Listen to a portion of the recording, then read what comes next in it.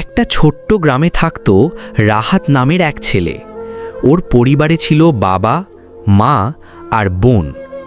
বাবা সারাদিন পরিশ্রম করে ক্ষেত খামারে কাজ করত, আর মা ঘরের কাজ সামলাত। কিন্তু অনেক সময় সামান্য কারণেও বাবা মায়ের মধ্যে ঝগড়া লাগত, কখনো টাকার জন্য, কখনো আবার ঘরের ছোটোখাটো বিষয়ে। রাহাত এসব দেখে ভেতরে ভেতরে খুব কষ্ট পেত। বাবা মায়ের ঝগড়ার শব্দে ঘর ভরে যেত, আর শিশুর মন ভরে যেত ভয়ে আর কান্নায়। একদিন ঝগড়া চরমে উঠল। মা কাঁদতে কাঁদতে বলল, আমি সব কিছু সহ্য করি, কিন্তু তুমি আমার কথার দাম দাও না। বাবা রাগে চিৎকার করে বলল, আমি সারাদিন হাড় ভাঙা খাটুনি করি, তাও তুমি আমাকে বুঝতে পারো না।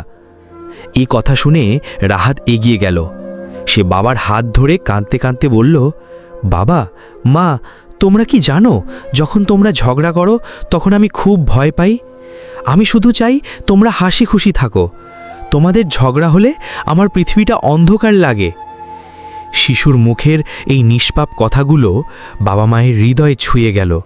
তারা নীরবে একে অপরের দিকে তাকালো আর বুঝতে পারল তাদের রাগে সবচেয়ে বেশি কষ্ট পাচ্ছে তাদের সন্তান। সেদিনের পর থেকে বাবা মা প্রতিজ্ঞা করল, যত সমস্যাই আসুক তারা আর কখনো ঝগড়া করবে না। সমস্যার সমাধান তারা শান্তভাবে কথা বলে করবে। রাহাত আবার সেই আগের মতো হাসি খুশি পরিবার ফিরে পেল।